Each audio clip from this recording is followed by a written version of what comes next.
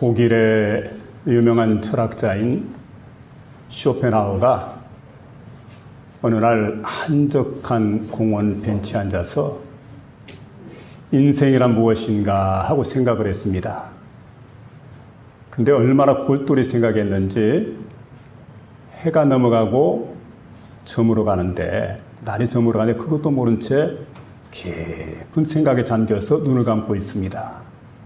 근데 마침 공원지기가 공원을 정리하다가 한 바퀴 둘러보고 이렇게 와서 보니까 웬 사람이 벤치에 턱 걸터 앉아 있는데 스스로 생각을 하게 됩니다.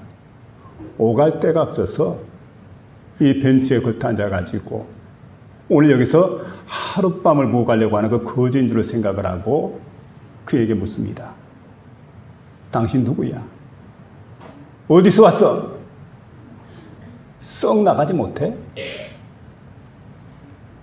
고함을 지르는 바람에 그냥 쇼펜하우어가 앉았다가 자리에서 벌떡 일어나게 됩니다. 그리고는 어디서 왔냐고?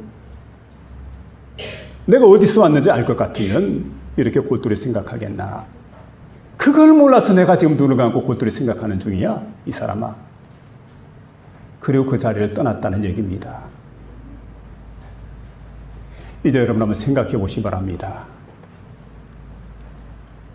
나는 어디서 왔습니까? 무엇을 위해 왔습니까? 또 어디로 갑니까? 이것을 아는 사람이 있다고 하면 정말 행복한 사람이고 성공한 사람이다, 그렇게 말할 수가 있을 겁니다. 오늘 여러분 어떻게 생각을 합니까? 쇼펜하우어 같은 그 위대한 철학자도 여기에 대한 해답을 얻지 못했는데 한번 생각해 보시기 바랍니다. 나는 어디에서 왔는가? 하나님께로부터 왔지요. 무엇을 위해 왔는가? 하나님의 영광을 위해 살기 위해서 이 땅에 왔다는 사실입니다. 그리고 어디로 가는가? 우리 앞에는 두 갈래 길이 있습니다. 하나는 천국입니다. 또 하나는 지옥입니다. 근데 여러분, 이 분기점에 그리스도 예수가 있습니다. 예수를 믿는 자는 영원한 천국에, 예수를 거부한 자는 영원한 지옥에. 여러분, 어떤 길에 서 있다고 생각을 합니까? 오늘 본문이 기록되어 있는 요한복음 14장부터 16장까지는 다락방 강화라고 그럽니다. 그러니까 여러분, 예수님의 설교라기보다는 제자들에게 행하신 유언적인 교훈입니다. 십자가를 앞두고 있기 때문에 곧 세상을 떠나게 됩니다. 그래서 이제 유언적인 교훈이다, 이렇게 말할 수 있는데, 여기 보니까 이런 내용이 기록되어 있습니다. 다가올 일들에 대해서, 그리고 성령 강림과 영적인 것들에 대해서 예수님께서 설교를 해주고 있습니다. 그리고 예수님과 제자들과의 관계에 대해서 말씀해 주고 있습니다. 자, 이런 말씀을 이제 다 예수님께 전하시게 될 때, 전하시고 난 다음에 14장 서두에 보니까 너희는 마음에 근심하지 말라, 이렇게 말씀하게 되는데, 왜 그랬냐면 예수님께서 떠나시겠다는 겁니다. 떠나시는데 아무도 따라올 수 없는 것으로 떠나신다, 이렇게 말씀하니까 제자들이 근심 걱정이 가득합니다. 아니, 예수님이 도대체 어느 곳으로 간단 말인가? 그러면 지금까지 이루어놨던 제자 공동체는 어떻게 되는 건가? 그리고 우리가 오매불망 기다렸던 하나님의 나라는 언제 이 땅에 이루어지게 되는가? 또 그런가 하면 우리가 3년 동안 예수님을 따라다녔는데 우리 운명은 어떻게 될 것인가? 그래서 염려하고 걱정, 근심이 가득히 채워져 있는데, 그들에게 주님께서 하시는 말씀은 너희는 염려하지 말라. 하나님을 믿으니 또 나를 믿으라. 그리고 영원한 하나님 나라에 있는 집을 바라보아라. 그걸 말씀해 주면서 그 하나님의 나라에 가는 길을 갖다 예수님께서 계시 주게 됩니다. 하나님의 나라에 가는 길은 바로 이렇게 가면 된다, 바로 그 말씀이죠. 근데 주님이 이렇게 말씀하죠. 내가 곧 길이요 진리요 생명이니 나로 말미암지 않고는 아버지께로 올 자가 없느니라. 여기 보면 예수님의 유일성을 지금 말하고 있습니다. 그러니까 요즘 시대가 어떤 시대입니까? 포스트 모더니즘의 시대입니다. 그러니까 우리는 여러분 이렇게 생각을 합니다. 꼭 기독교만 진리의 종교냐? 다른 종교를 인정해라. 왜 그렇게 기독교인들은 배타적이냐? 그건 안 된다는 얘기예요. 그리고 어떻게 기독교만 구원이 있다고 그러느냐? 다른 종교도 구원이 있다. 불교도 구원이 있고 회교도 구원이 있고 힌두교도 구원이 있고. 그런데 여러분 한번 생각해 보시기 바랍니다. 우리가 여기 보면 이 동네에 제석봉이라고 하는 산이 있습니다. 그다지 높지 않아요. 300m가 채 안 되는 그런 그 산인데, 근데 올라가다 보면 상당히 가파릅니다. 근데 오르는 길이 한 길만 있는 게 아니죠. 율천 고개에서 올라가는 길이 있습니다. 그런가 하면 장목 서구에서도 올라가는 길이 있어요. 그리고 저 매동에서 올라가는 길이 있습니다. 뒤편에서 도천골 쪽에서도 올라가는 길이 있습니다. 그러니까 한 길만 있는 게 아니죠. 어떻게 꼭 한 길만 있다고 그러느냐. 올라갈 때, 산 올라갈 때 보면, 아니 너희가 살고 있는 동네 장원만 봐도 그 제석봉에 올라가는 길이 4길이나 되는데 어떻게 한 길만 있다고 그러느냐. 한 길만 고집해서는 안 된다. 기독교에도 구원이 있지만 다른 종교에도 구원이 있다. 이게 그들의 주장입니다. 근데 성경은 명확한 해답을 우리에게 들려주고 있습니다. 사도행전 4장 12절에 보면 다른 이로서는 구원을 받을 수 없나니 천하 사람 중에 구원을 받을 만한 다른 이름을 우리에게 주신 적이 없느니라. 오직 하나예요. 그리스도 예수 외에는 다른 길은 절대 없다는 거예요. 여러분, 오직 그리스도 예수, 그분만이 우리의 길 되시고 진리가 되시고 생명이 되시는 사실을 믿으면서 오늘 전하는 말씀에 귀를 기울이시기 바랍니다. 이 말씀을 듣는 가운데 저와 여러분의 마음속에 크신 은혜가 임하게 되는 복된 시간 될 수 있기를 주의 이름으로 부탁을 드립니다. 첫째로는 길이신 예수님 말씀해 주고 있습니다. 따라해 봅시다. 길이신 예수님. 예수님이 길이 되시는 분이에요. 어떤 사람이 숲길을 지나가게 되는데 아무리 생각을 해도 이 숲을 통과할 길이 없어요. 숲 앞에 와가지고 목적지까지 가야 되는데 앞길이 막막해가지고 인디안 안내자를 한 사람 불렀습니다. 그래 인디안 안내자가 왔는데 이 사람이 안내하는 길을 따라가 보니까 계속 숲풀이 우거진 곳으로 인도를 하고 돌짝밭으로 인도하고 길이 안 나오는 겁니다. 길이. 그래서 가던 길을 멈추고 인디언을 뻔히 쳐다보면서 한마디 했습니다.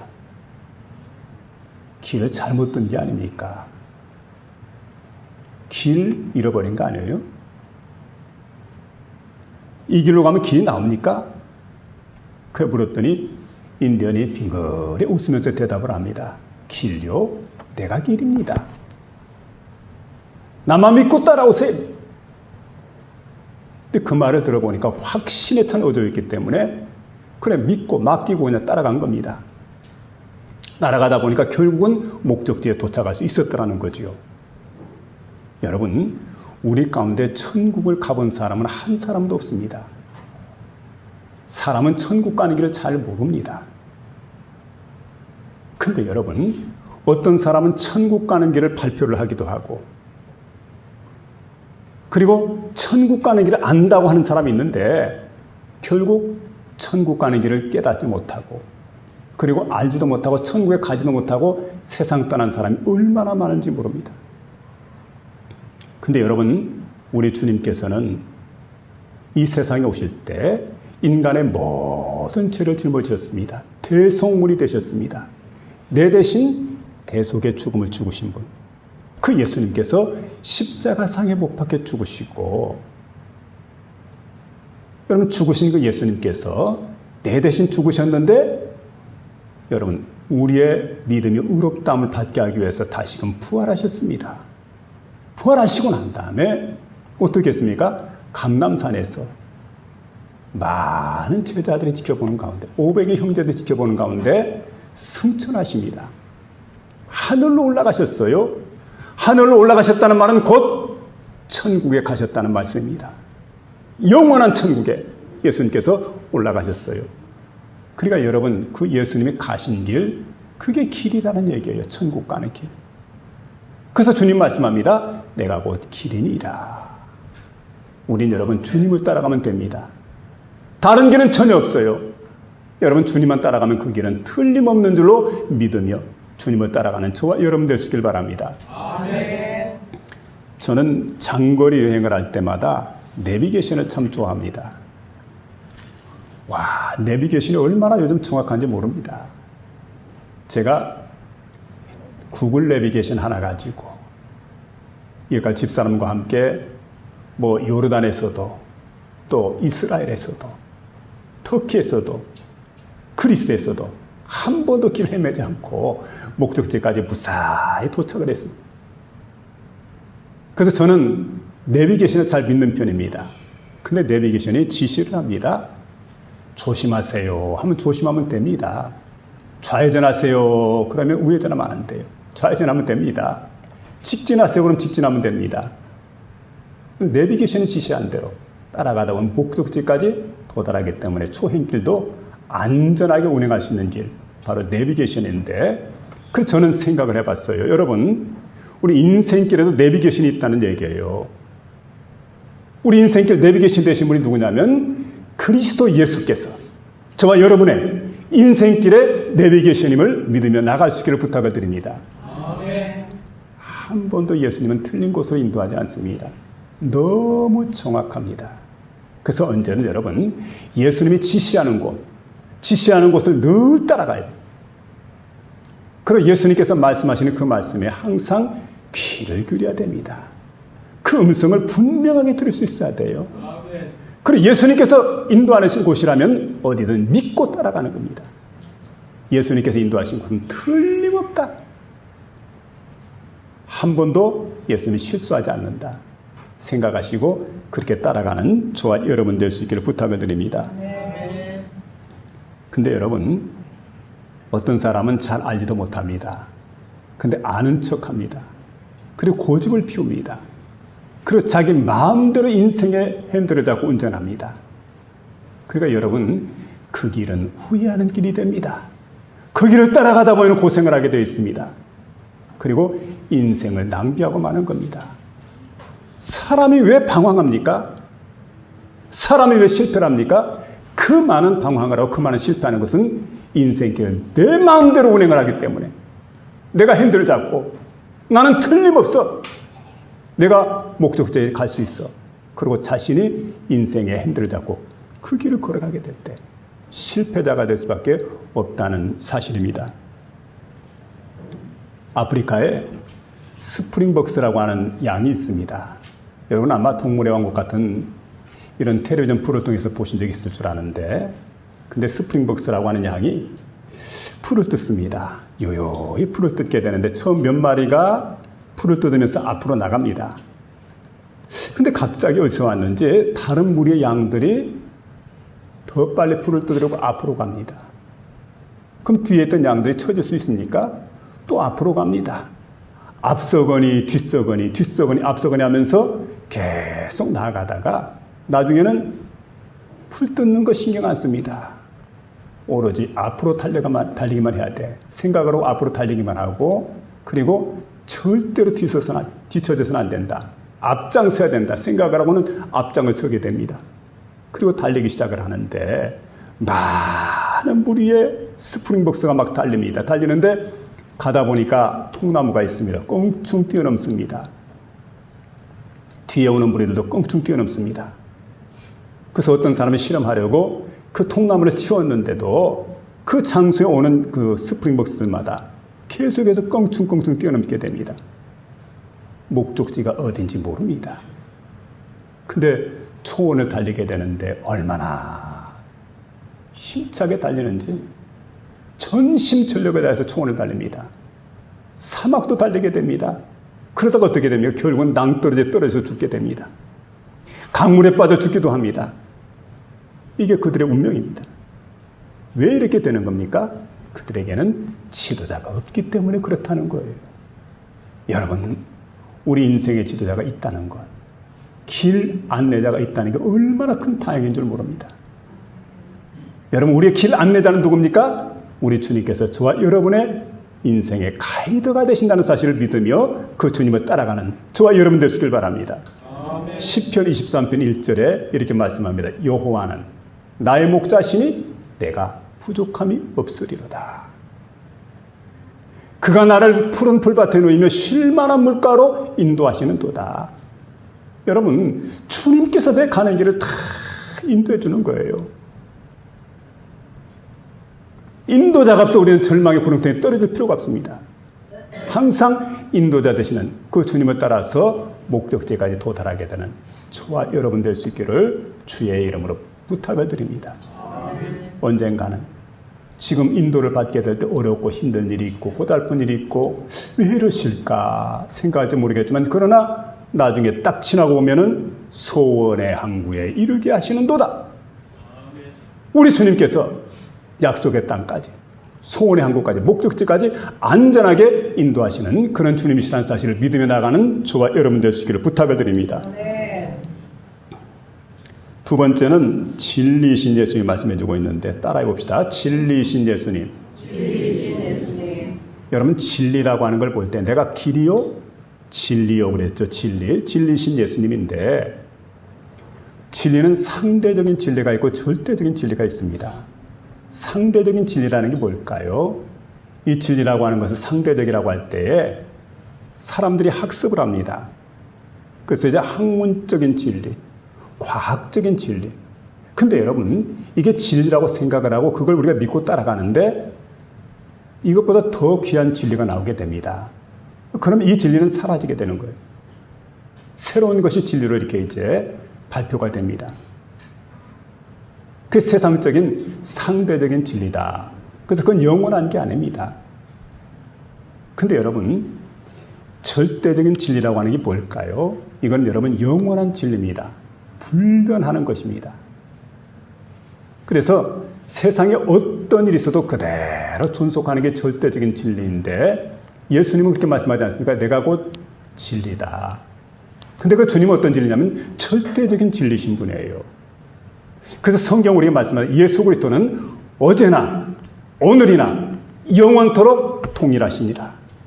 어제도 진리입니다. 오늘도 진리입니다. 영원토록 진리가 되시는 그분이 바로 그리스도 예수라는 사실을 믿으며 나가는 저와 여러분 될 수 있길 바랍니다. 우리 예수님은 우리를 자유케 해주었습니다. 요한복음 8장 32절에 보니까 예수께서 자기를 믿는 유대인들에게 이르시되 너희가 내 말에 가면 참 내 제자가 되고 진리를 알지니 진리가 너희를 자유케 하리라. 이렇게 말씀해 주고 있습니다. 여러분, 진리 안에 거하시기 바랍니다. 진리이신 그리스도 예수를 통해서만 우리가 하나님을 만날 수가 있습니다. 진리이신 예수 그리스도를 통해서만 우리가 자유함을 얻을 수가 있습니다. 속박하고 있는 모든 거짓과 두려움으로부터 자유가 임하게 되는데, 여러분, 진리 안에 있는 그 자유의 반대가 뭘까요? 거짓, 불의, 뭐 이런 게 바로 자유의 반대가 되는데, 전도서 7장 29절에 보니까 나의 깨닫는 것이 이것이라. 곧 하나님이 사람을 정직하게 지으셨으나 사람을 많은 꾀를 낸 것이라. 사람을 지으실 때 거짓되게 짓지 않았습니다. 사람을 정직하게 지었는데 사람들에게서 깨가 나왔어요. 그래서 거짓된 사람이 되게 되고 사기를 치게 되고 나쁜 짓을 하게 되고, 그래서 결국은 여러분 사람을 갖다 잘못된 구렁텅이로 인도하고 있는 걸 보게 됩니다. 결국 그래서 여러분 마귀 사탄에게 속아 넘어갈 수밖에 없다는 사실이죠.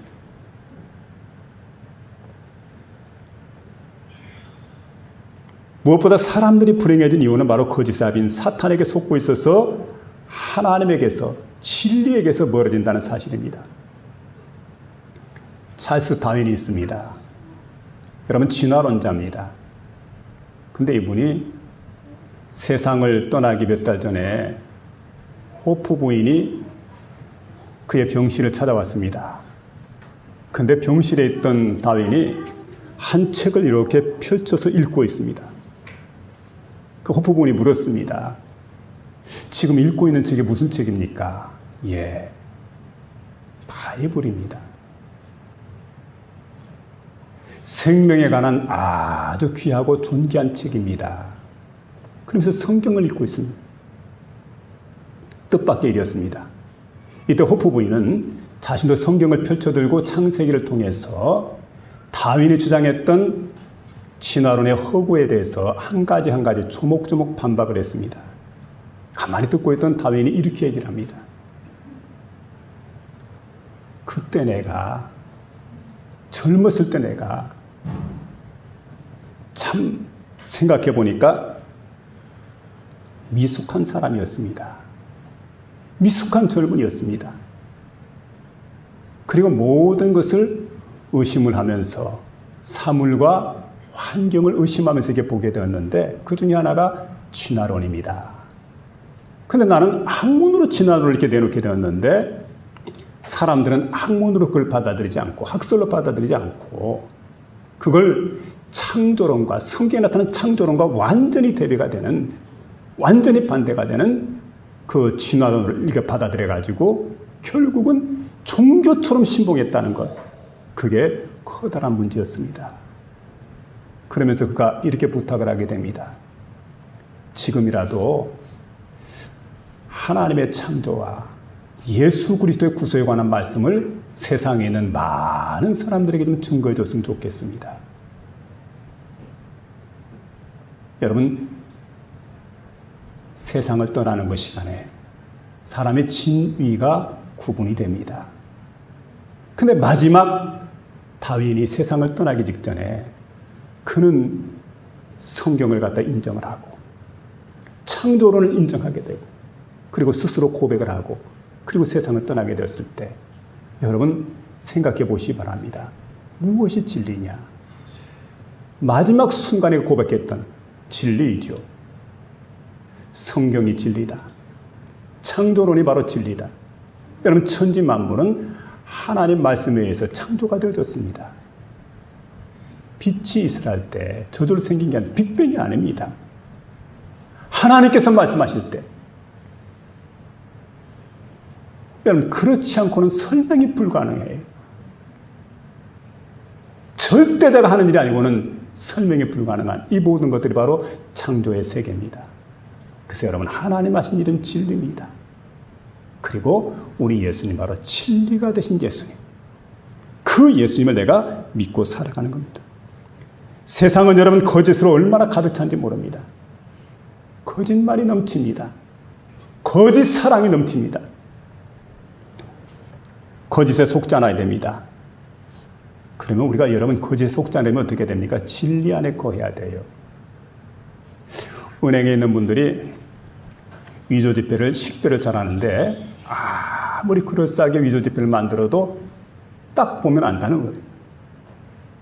그럼 어떻게 그렇게 식별을 잘하는가? 처음에 딱 입사를 하게 되면은 위조지폐 식별하는 방법을 가르쳐 준답니다. 근데 여러분 보세요. 그 위조지폐를 갖다 식별하는 걸 가르쳐 주게 될 때 수많은 위조지폐 종류를 갖다 놓고 이걸 다 팔아다 보면서 하나씩 가르쳐 주는 게 아니고 위조가 아니라 진짜 지폐를 갖다 놓고 하루 종일 이걸 들여다보게 만드는 겁니다. 여러분 진짜를 알게 되면 위조를 구분할 수가 있어요. 진짜를 모르니까 위조를 모르는 겁니다. 왜 사람들이 이단에게 속습니까? 왜 사람들이 영혼을 누락질 당합니까? 제가 한 30여 년 여기서 목회를 했는데 교회 와서 말씀 잘 듣자고 헌신되지 않은 사람 가운데 이단에 빠진 사람들이 많이 있었습니다. 우리 교회 안에도 있었어요. 근데 왜 그렇게 됐을까요? 진짜를 몰라서 그래요. 진짜를. 여러분 예수 그리스도를 우리가 만나야 돼요. 하나님과의 만남의 역사가 나타나야 됩니다. 그리고 그분과 깊은 교제를 누리고 그리고 그분 안에서 우리가 우리 자신을 발견하게 되고 그래서 여러분 언제든 참된 것을 내가 알았기 때문에 예수님이 이런 분이구나. 하나님이 이런 분이구나. 성령께서 이런 분이구나. 하나님의 뜻이 여기에 있구나. 다른 참된 진리를 깨닫게 되면 여러분 절대로 이단에게 빠지는 법이 없어요. 딱 보면 압니다. 저 가짜구나. 아무리 가머니서를 녹이고 아무리 양의 옷을 입고 내게 다가와도 저건 이단이야. 저건 잘못된 거야. 금방 식별이 가능하죠. 왜냐하면 내가 진리 안에 거하기 때문에, 주님과 교제하기 때문에, 하나님 백성이기 때문에. 그래서 여러분 이 시간 진리 안에 거하시길 바랍니다. 진리신 예수님과 동행하시길 바랍니다. 그리고 거짓 것을 잘 구분해서 여러분의 영혼을 지켜나가는 복된 심령 될 수 있기를 주의 이름으로 부탁을 드립니다. 마지막 세 번째는 생명이신 예수님입니다. 내가 곧 길이요 진리요 생명이다. 이렇게 말씀해 따라합시다. 생명이신 예수님. 생명이신 예수님. 예로부터 사람들이 죽음을 모면하기 위해서 참 수단 방법 가리지 않고 이런저런 일을 많이 했는데 그 중에 한 가지가 뭐냐면은 우리 동양에서는 불로초를 찾았습니다. 불로초. 늙지 않는 것, 병들지 않는 것, 죽지 않는 것, 어디 그런 약 없을까? 불로초를 찾아가지고 막 이것저것 뒤졌는데, 근데 여러분 불로초를 결국 찾지 못했죠. 그리고 이제 이집트 같은 나라에 보니까 거대한 피라미드를 지었습니다. 쿠푸왕의 피라미드 같은 경우에 보니까 근 200m 가까이 되는 아주 높지요. 200m 넘습니까? 하여튼 높은 거예요. 굉장해요. 이런 이제 피라미드를 만들어 가지고 여러분 그 속에다가 많은 부장품을 갖다 넣습니다. 이 부장품을 가지고 영원한 세계 가는 데 쓰려고 필요한 부장품을 다 집어넣었어요. 여러분 이게 바로 뭡니까? 죽음을 갖다 피하기 위해서 사람들이 이렇게 노력을 했다는 거예요. 그런가 하면 1960년도에 세상을 떠난 백만장자인 제임스 맥길이라고 하는 미국인이 있습니다. 그는 죽으면서 이렇게 유언하게 됩니다. 내가 죽거든. 지금은 과학기술이 발전하지 못해가지고 사람을 살리지 못하지만 나중에 과학기술이 발달하게 되면 죽은 사람도 얼마든지 살릴 수 있을 테니까 나를 좀 냉동을 시켜달라고. 그게 지금 냉동이 되어 있습니다. 시신이 그대로 보존되어 있어요. 그리고 마지막 과학기술이 발전해서 자신의 생명이 부활할 거라고 그는 믿고 있습니다. 근데 여러분 이 사람과 같이 똑같은 길을 걷는 사람들, 미국의 남가자주의 캘리포니아, 그러니까 같은 지역에 살고 있는 사람들이죠. 여기에 수백 구의 시신이 지금 냉동 보관되어 있다는 겁니다. 과학기술이 발전하게 되면 그들이 살아나기 위해서. 근데 여러분 그들은 이 진리를 모릅니다. 죽음은 필연적인 거예요. 죄를 지은 인간의 죽음은 필연적입니다. 한 번 죽는 것은 사람에게 정하신 것이요 그 후에는 심판이 있으리니. 이 세계를 알아야 돼. 이 세계를 모르니까 내가 다시금 이렇게 잘 냉동해 놓게 되면 언젠가 살아날 수 있겠지. 천만에. 육신도 육신이지만 영혼이 있어요. 모든 사람은 죄로 말미암아 그 영혼이 죽었습니다. 근데 그리스도 예수를 딱 믿게 될 때 그 영혼이 거듭나게 돼요. 거듭났다는 것은 여러분 생명이 들어왔다는 거죠. 그 생명이 하나님과 연합이 되었어요. 다른 말로 말하면 착상이 이루어졌다니. 여인들의 자궁에 여러분 정자와 난자가 만나지 않습니까? 처음에는 이게 떠돌게 되지만 생명이 돼 떠돌게 되지만 그러나 나중에 착상이 돼 딱 달라붙게 되지요. 그래서 여러분 나중에 배꼽으로 연결되는, 그래서 엄마 뱃속에서 필요한 영양분을 다 공급받게 되고 또 산소도 공급받게 되고 그래서 아이가 거기서 잘 자라지 않습니까? 여러분 생명은 참 신비롭습니다. 우리 생명이 주님 안에서 주님과 딱 연결되게 됩니다. 그럴 때 여러분 주님 말씀하잖아요. 내가 온 것은 양으로 생명을 얻게 하고 더 풍성히 얻게 하려 함이라고. 그 안에서 우리는 풍성한 생명을 얻게 됩니다. 그래서 너무 염려하지 마세요. 걱정하지 마세요. 그 안에 있으면 우리 여러분 염려할 필요가 없어요. 걱정할 필요가 없어요. 두려워할 필요가 없습니다. 왜 그렇습니까? 그 안에 있지 않기 때문에 그래요. 그리스도 안에 있지 않기 때문에. 생명의 연합이 이루어지지 않았기 때문에. 생명의 연합을 이루고 살아간다는 것, 영원에 잇대어진다는 것, 주님께 잇대어진다는 것, 얼마나 귀한 일인지 모르죠. 여러분 영원에 잇대어져 살아가고 생명이 잇대져 살아가는 저와 여러분 될 수 있기를 부탁을 드립니다.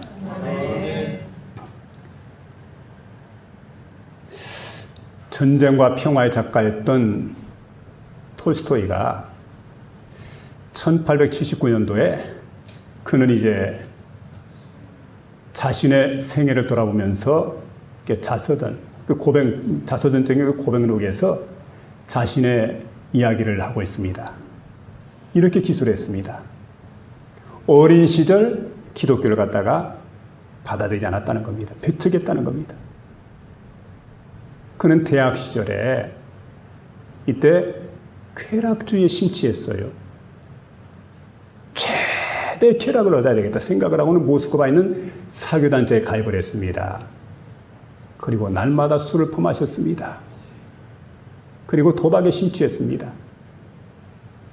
그리고 여러분 얼마나 난잡한 사생활을 했는지 아주 방탕한 생활을 했는데 그런데도 여러분 살아보니까 그 삶 속에 만족이 없었어요. 그래 가만히 있자. 어떻게 하면 만족이 생길까 생각하고 그 다음부터 돈을 모기 시작을 합니다. 글을 잘 쓰니까 많은 책을 출판해가지고 많은 돈을 벌었습니다. 그 부모님으로부터 유산을 많이 물려받았어요. 근데 그럼에도 불구하고 만족이 없더라는 거지요. 그런데 그가 이제 생각을 합니다. 어떻게 하면 내가 참 만족한 삶을 살 수 있을까 생각을 하고 참 성공과 명예, 사회적인 지위를 덜 추구를 하고 나중에 이제 결혼해가지고 예쁜 아내하고 가정을 이루게 되고 그리고 이제 정말 그 아이들, 귀한 아이들이 있죠. 그 아이들에게 참 둘러싸여가지고 이렇게 행복한 가정을 이루었는데 원하는 야망을 다 이루었는데 이만한 만족하게 생각했는데 여러분 그는 자살 직전에 이르게 됩니다. 왜 그랬을까요? 모든 야망을 이루고 행복한 분위기가 다 갖춰졌음에도 불구하고 자살 직전에 이르렀던 결정적인 원인이 여기에 있습니다. 자신이 죽는다는 거예요. 죽음을 피할 길이 없더라는 거예요. 죽지 않은 사람 누가 있어요? 죽음을 피할 길이 있는 사람 누가 있겠어요? 그래서 그는 그때 생각을 합니다. 야, 이거 보통 심각한 문제가 아니다. 이 인생의 문제를 내가 해결해야 되겠다. 생각을 하고는 그때부터 과학에 심취하게 됩니다. 철학에 심취하게 됩니다. 그래서 생각을 해보게 됩니다. 자, 여러분, 나는 왜 사는가? 나는 어디서 왔다가 어디로 가는가? 나는 누구인가? 인생은 무엇인가? 깊이 생각을 했어요. 그런데도 해답을 얻지 못했는데 어떤 날 한 시골 마을에 가서 이렇게 여행을 하다 시골 마을에 들어갔는데 가서 보니까 농사 짓는 농부들이 있는데 농부들이 그렇게 행복해 보이는 겁니다. 이 사람들은 인생에 대한 답을 갖다 다 얻고 살아간 사람들이에요. 자신은 그 답을 얻지 못했는데 시골에 있는 농부들이 인생에 대한 답을 얻었더라는 거지요. 그래 그게 뭘까 하고 보니까 그리스도 예수 안에 살고 있더라는 거예요. 그걸 발견하게 된 겁니다. 예수님에 대한 소망이 있기 때문에 죽음에 대한 문제를 갖다 그들은 해결했어요. 죽음에 대한 답을 얻게 되었어요. 그래서 인생을 늘 행복하게 살아간 그 모습을 바라보면서 생각을 합니다. 아, 비록 가난하고 힘들고 어렵게 살아가지만 농부들은 인생의 답을 얻어서 행복하게 살아가는데 나는 부유하고 그리고 원하는 소망을 다 이루고 그리고 행복한 분위기에 둘러싸여 있음에도 불구하고 늘 불행하게 살아가는 것은 죽음에 내가 눌려있기 때문이다 생각을 하고는 그때 길이요 진리요 생명이 되신 그리스도 예수를 마음속에 영접을 하게 됩니다. 5년의 세월이 지나게 됩니다. 그리고 5년 전 일들 갖다 돌아보면서 그는 이렇게 고백을 하게 됩니다. 고백록에서 고백을 하게 되는데 5년 전 나는 정말 예수 그리스도를 나의 주님으로 받아들였습니다. 그러자 나의 전생애가 변했습니다. 여러분, 톨스토이가 그리스도 예수를 만나게 될 때 죽음의 문제가 해결되었습니다. 죄의 문제가 해결되었습니다. 그리고 그가 변하게 되었습니다. 인생의 답을 거기서 얻은 겁니다. 그리고 참된 자유를 얻게 됐다는 거지요. 그리고 그 이후의 삶이 행복한 삶이 될 수가 있었다라고 그는 고백을 하고 있습니다. 여러분, 인생의 문제의 답은 어디에 있습니까? 주님 안에 있습니다. 우리가 그토록 괴로워하고 그토록 갈구하고 그토록 힘들어하는 것들, 여러분 주님 안에 답이 있어요. 주님 말씀합니다. 나는 곧 길이다. 내가 곧 진리다. 내가 곧 생명이다. 길이요 진리요 생명이신 그리스도 예수, 그분을 내 인생의 구주로 섬기고 그분 안에서 인생의 해답을 얻고 만족하고 행복한 삶을 살아가는 저와 여러분 다 될 수 있기를 주님의 이름으로 축원합니다.